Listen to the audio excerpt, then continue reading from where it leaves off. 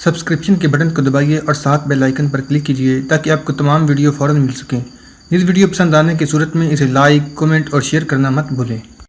میں نے جلدی اس کے کپڑے اتارے اور لڑکی کو پہنا دیے۔ اس کا چہرہ مسح کرنا ضروری تھا، اس کے بال کھلے ہوئے تھے۔ میں فرش کی مٹی پر ہاتھ پھیر کر اس کے منہ اور بالوں پر ملتا رہا۔ ایک کپڑا اس کے سر پر ڈال دیا جسے میں نے مار دیا تھا۔ اس کے گلے سے موٹے موتیوں کی مالا اتار کر لڑکی کے گلے میں ڈال دی اور اسے باہر لے آیا۔ مجھے ان راستوں کا علم تھا۔ میں اسے روشن راستوں میں لے گیا اور وہاں میں اسے مندر کے ایسے ویران اور ہیبت ناک حصے میں لے گیا جہاں فرش پر نمی کی وجہ سے سبز کائی جمی ہوئی تھی۔ میں نے کائی پر ہاتھ پھیر کر لڑکی کے چہرے کا رنگ صدیوں پرانی دیواروں اور فرشوں جیسا کر دیا اور اس کے بالوں میں مٹی ڈال کر اسے سادھنی بنا دیا۔ وہ خوبصورت لڑکی تھی اور اس کی عمر 14-15 سال تھی۔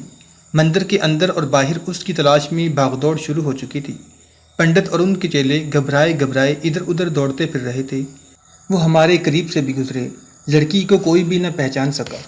میں اسے مندر کے احاطے سے نکال کر شہر کے قریبی جنگل میں لے گیا۔ لڑکی نے بتایا کہ اسے 1-2 روز بعد مندر میں ذبح کیا جانا تھا۔ اس نے یہ بھی بتایا کہ اس کے ماں باپ اسے قربانی دینے کے لیے بالکل تیار نہیں تھے۔ اس کا باپ گنڈا کے دربار میں کسی اچھے رتبے پر تھا۔ اسے ڈرا کر اور اسے رتبے سے محروم کر دینے کی دھمکی دے کر لڑکی کو اس سے لیا گیا تھا۔ میں نے شام کے بعد اس کے گھر جا کر اس کے باپ کو بتایا کہ اس کی لڑکی جنگل میں ہے۔ وہ بہت ڈرا ہوا تھا۔ اس نے بتایا کہ اس کے گھر کی تلاشی ہو چکی ہے۔ باپ بہت پریشان تھا، کہتا تھا کہ وہ لڑکی کو اب اپنے گھر نہیں رکھ سکتا کیونکہ پکڑا جائے گا اور مہاراجا اسے بڑی اذیت ناک سزا دے گا۔ وہ اس پر حیران تھا کہ میں رشی تھا اور لڑکی کو قربانی سے بچا لایا تھا۔ میں نے اسے بتا دیا کہ میں رشی نہیں ہوں۔ ابھی اسے یہ نہیں بتایا تھا کہ میں کون ہوں۔ اس نے رو کر کہا کہ اس کی ایک بیٹی اور بھی ہے جس کی عمر 17 سال ہے۔ اس کے گھر کی تلاشی لینے والے اسے کہہ گئے ہیں کہ تمہاری وہ بیٹی نہ ملی تو اس بیٹی کی قربانی دی جائے گی۔ میں نے اسے کہا کہ وہ پسند کرے تو میں اسے بھی محفوظ جگہ پہنچا سکتا ہوں۔ وہ سزا سے بھی ڈرتا تھا۔ بہرحال وہ تیار ہو گیا اور اس نے پوچھا کہ اسے کہاں پناہ مل سکتی ہے۔ میں نے اسے بتایا کہ میں اسے کنوج کے قلعے میں لے جا سکتا ہوں۔ اسے اپنی بیٹیوں سے بہت پیار تھا، حالانکہ ہندو اپنی جان بچانے کے لیے اپنی عورتوں کو چھوڑ کر بھاگ جایا کرتے ہیں۔ وہ مجھے انعام پیش کرنا چاہتا تھا۔ میں نے اسے کہا کہ اپنا انعام بعد میں بتاؤں گا۔ اس کے خاندان کو میں نے چوری چھپے وہاں سے نکالا۔ وہ بہت بڑے رتبے کا آدمی تھا۔ اس نے گھوڑا گاڑی کا انتظام کر لیا تھا۔ راستے میں ایک پڑاؤ کیا تو اس نے بتایا کہ وہ بے شمار سونا اور نقدی ساتھ لایا ہے۔ میں نے اسے کہا کہ مجھے ان چیزوں کے ساتھ کوئی دلچسپی نہیں۔ میں نے اسے یہ بھی بتا دیا کہ میں مسلمان ہوں۔ تب اسے بتایا کہ میرا مقصد کیا ہے۔ اس نے خوش ہو کر کہا کہ وہ میرا مقصد پورا کر سکتا ہے کیونکہ وہ مہاراجا گنڈا کے اندر کے راز جانتا ہے۔ اس نے بتایا کہ مہاراجا گنڈا میدان جنگ سے ایک ایسا خوف لے کر بھاگ آیا تھا جس کے متعلق وہ کچھ نہیں جانتا تھا۔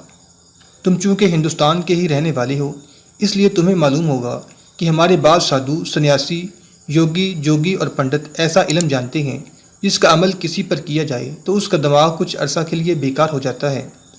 یہ علم ہر کوئی حاصل نہیں کر سکتا۔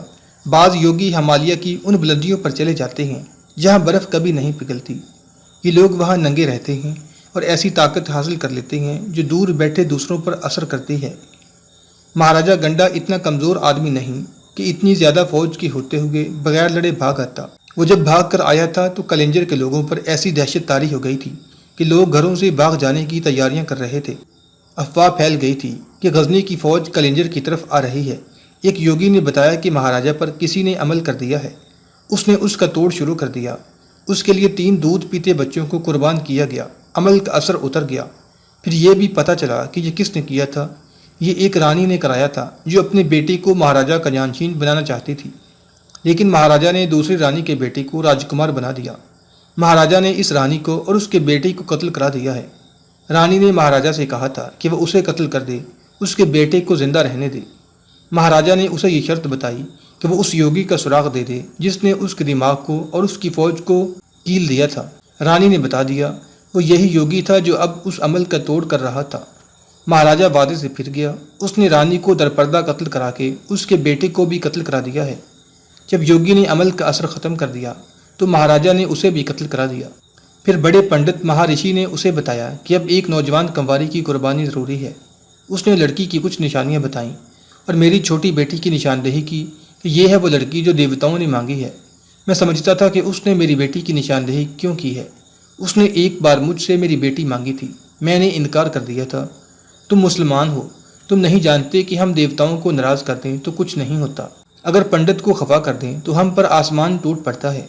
ہمارا مذہب ہمارے پنڈت کا حکم اور خواہش ہے۔ پھر سلطان محترم اس نے مجھے بتایا کہ ہوش آتے ہی مہاراجہ گنڈا نے اپنی فوج کو اکٹھا کیا اور بتایا کہ اسے ایک یوگی نے کیل دیا تھا۔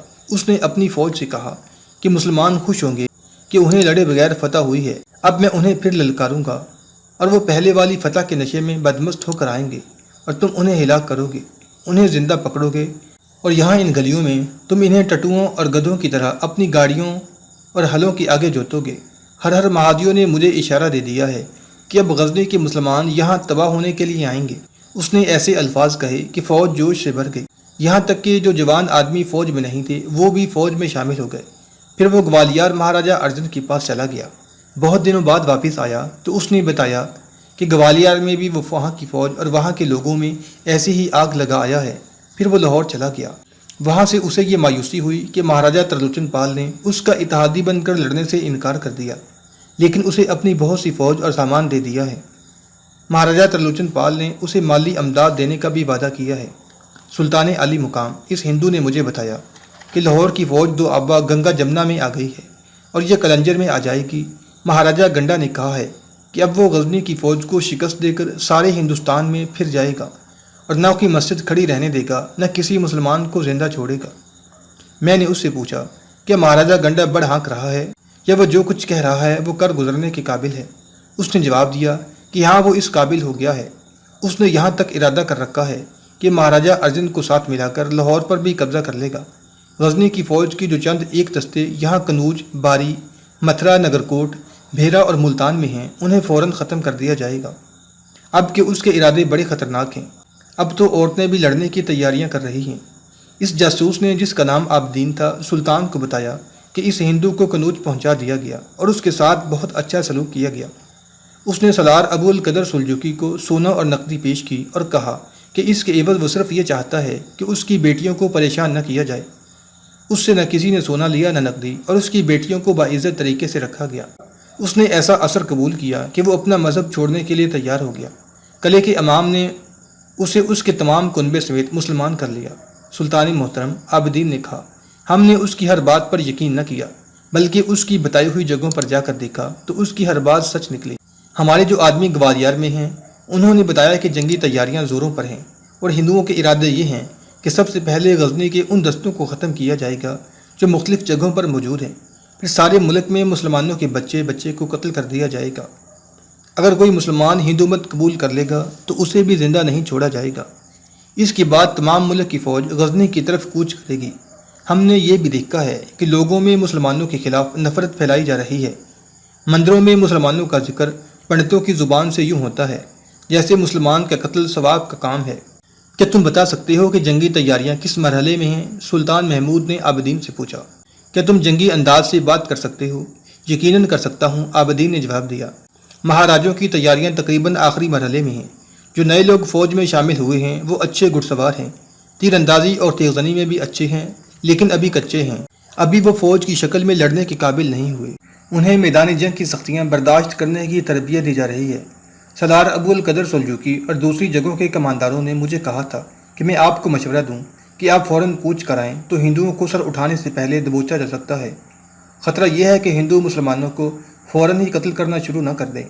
ہم فوج کو مروا سکتے ہیں لیکن یہ ہماری برداشت سے باہر ہوگا کہ کسی نہتے مسلمان کا خون بہہ جائے۔ ہمیں یہاں مسجدوں اور مسلمانوں کی حفاظت کرنی ہے۔ اگر ہندوؤں نے مسلمانوں پر حملے شروع کر دیے تو وہ مسلمان خواتین کو اٹھا لے جائیں گے، پھر تاریخ تا قیامت ہم پر لعنت بھیجتی رہے گی۔ ہمیں اب لاہور میں اپنی حکومت قائم کرنی پڑے گی، سلطان محمود نے کہا، اور ہمیں بہت جلد کوچ کرنا پڑے گا۔